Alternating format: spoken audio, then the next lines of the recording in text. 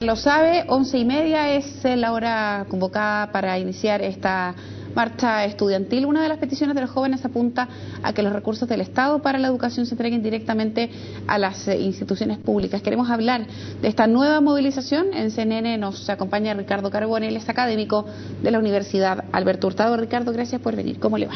Muy bien, muchas gracias.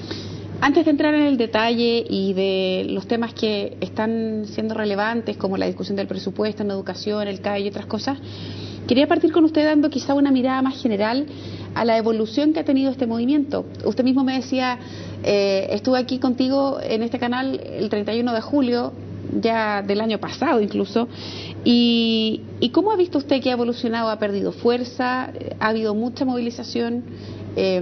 Mucha reunión, mucho diálogo para algunos, poco para otros, y yo tengo la impresión de que en la sensación ambiente no hay una certeza de que se haya conseguido mucho más de lo que los estudiantes esperaban. ¿Qué impresión tiene usted? Bueno, efectivamente yo creo que ha sido una movilización mucho más larga de lo que todo el mundo se habría imaginado. Y creo que en ese sentido estamos en una situación inédita probablemente. Siempre las apuestas que uno hacía era que esto iba a durar 2 meses, 3 meses, y se iba alargando, y al final, claro, por ahí por octubre del año pasado se consiguió llegar a algún acuerdo y bajar un poco la movilización, pero se retomó con mucha fuerza a partir de marzo prácticamente. Efectivamente yo diría que ha tenido una evolución desde una manifestación explosiva de distinto tipo, que tú te acuerdas, no sé, las primeras marchas del año pasado, los carteles eran muy variados, no solo era la educación, era Hidroaicén, era la igualdad de los derechos, estaba el tema mapuche también, sí. Y hoy día principalmente lo que permanece es el tema educacional.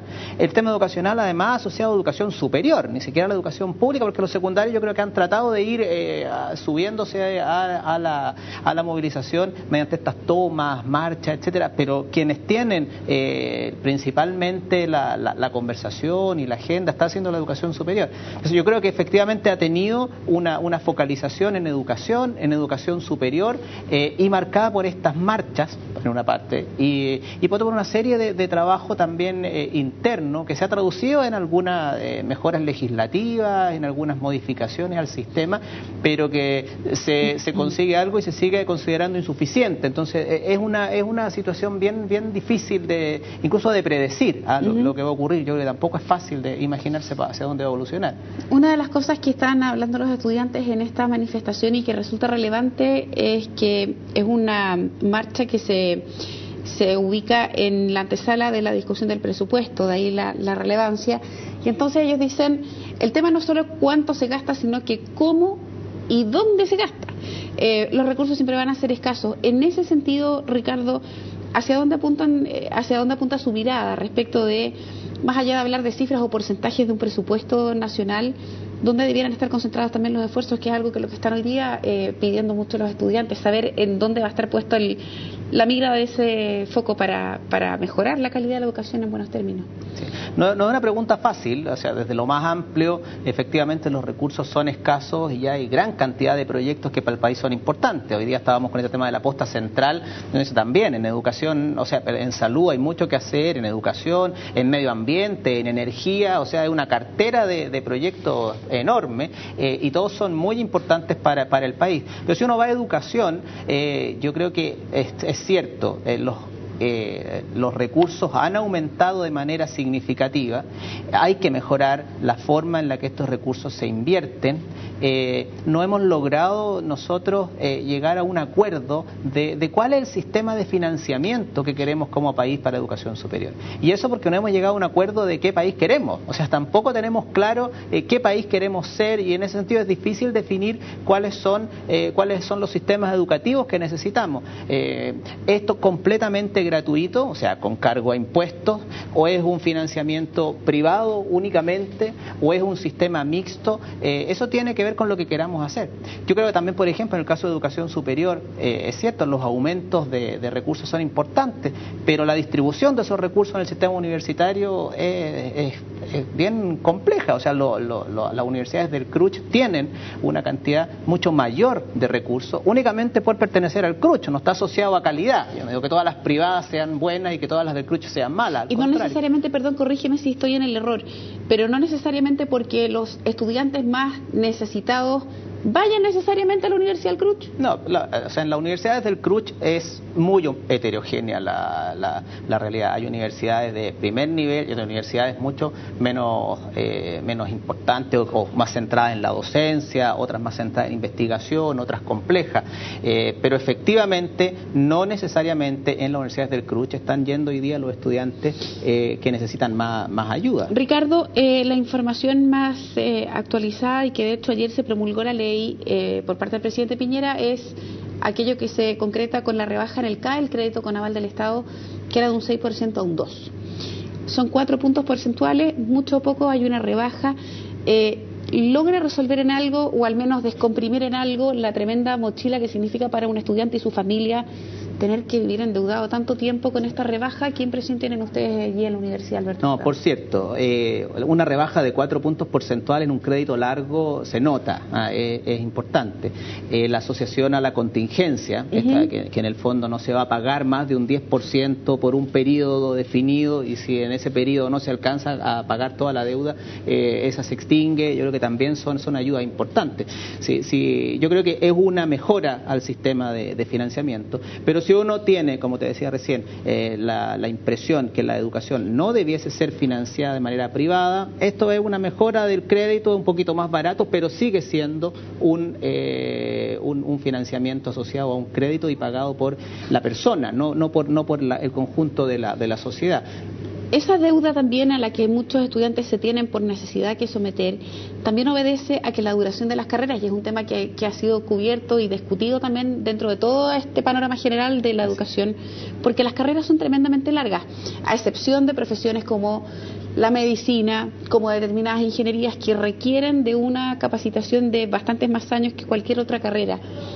¿Qué análisis hacen ustedes respecto de eso? Hay universidades que establecen mallas curriculares con ramos que objetivamente lo único que hacen es alargar los tiempos en los que un estudiante tiene que pagar, o cuando una universidad, por ejemplo, dicta una cátedra solo un semestre, y si ese alumno reprueba esa cátedra no la puede tomar inmediatamente después, sino que tiene que esperar hasta el año siguiente, y eso significa seguir pagando.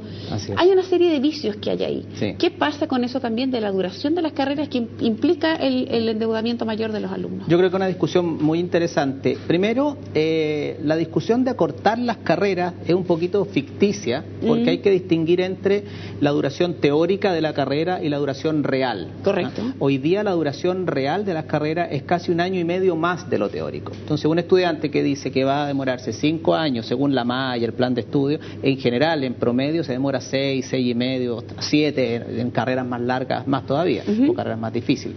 Ya sea porque tiene una tasa de reprobación mayor, o porque tienen estos semestres en los que el curso que se reprobó hay que esperar otro, y como son cursos que son prerequisitos para el que viene, no se puede avanzar. Correcto. Y eso tiene una lógica pedagógica y una lógica formativa, ¿verdad?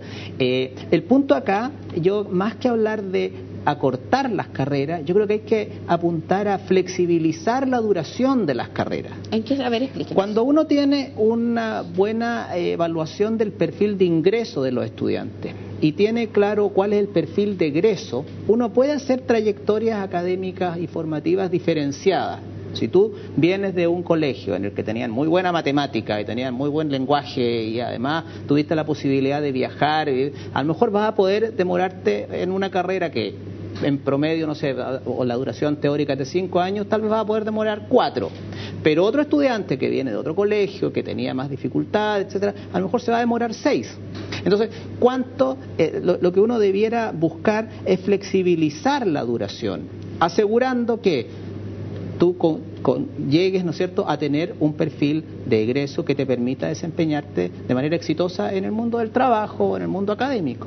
Más que acortarlas o alargarlas, yo sería partidario de decir, a ver, ¿cuál es el estado en el que tú llegaste al colegio? a la universidad. ¿Y cuál es el perfil? ¿Y cuál es la diferencia que hay? Esa trayectoria, gestionarla. Si son 3 años y medio, si son 4, se pone mucho el ejemplo de Europa, que dice que todos los pregrados, ¿no es cierto?, están tendiendo a tener 3 años. Claro, con una educación media de mejor calidad, tú puedes demorarte menos en la universidad. Pero con una educación media, que nosotros tenemos todavía dificultades, la cantidad de estudiantes que tiene menos de 450 puntos en la PSU, casi el 50%, 450, 500 puntos, tampoco es alguien que contestó, no sé, el 80% de las preguntas bien, son muy pocas las preguntas. ¿Y qué rol, Ricardo, juegan entonces las universidades que hoy día están apostando a recibir puntajes de verdad bajísimos con tal de lograr la matrícula e inscribir a alguien? O sea,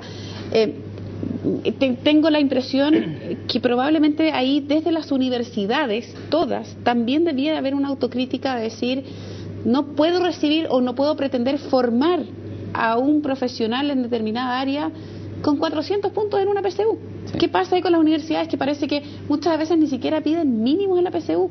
Sencillamente tener la capacidad o demostrar la capacidad de pago por los meses que significan esa carrera, los semestres que significa esa carrera y para contar. ¿Hay ahí también alguna autocrítica que debiera hacerse también desde las universidades respecto de quiénes aceptan y quiénes no? Hay muchas opiniones y este tiempo además que el tema ha estado discutiéndose. La verdad es que se han generado gran cantidad de columnas, libros, estudios, etcétera. Pero hay 2 o 3 cosas. Uno, nosotros tenemos un sistema educacional o un sistema de educación superior heterogéneo. Nosotros teníamos un sistema homogéneo de élite gratuito. Hoy día tenemos un sistema de educación superior masivo, de no tan buena calidad, y privado o pagado. Si uno dice de este sistema de élite, ¿verdad?, gratuito a este masivo, uno puede decir, sí, este me gusta más porque por lo menos hay más estudiantes con algo de formación universitaria que se necesita.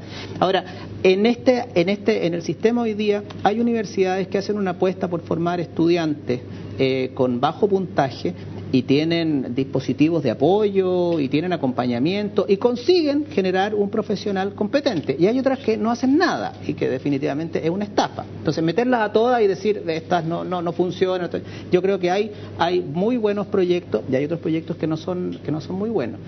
Tengo la impresión, además, y esto no solo para el sistema de educación superior, que estamos con una dificultad porque no nos estamos cobrando la palabra, en el fondo. Una universidad dice hoy día que forma profesionales y no necesariamente eso ocurre y no pasa nada. Una universidad dice que no lucra y todo el mundo sabe que lucra y tampoco pasa nada. Entonces, yo creo que eso también a los estudiantes le irrita un poquito. Como si esto no es así y sigue apareciendo como algo que fuera. Se nos va el tiempo, justamente el lucro era un tema que nos quedaba en el tintero, pero vamos a tener oportunidad de seguir conversando contigo, Ricardo, respecto de estos temas, porque las movilizaciones y el tema estudiantil todavía tiene para bastante rato por lo que se ve. Muchas gracias por haber venido. Que tengas un buen día. Despedimos este bloque de actualización, segundo para las 11 de la mañana. Ya regresamos con más noticias, no se vaya.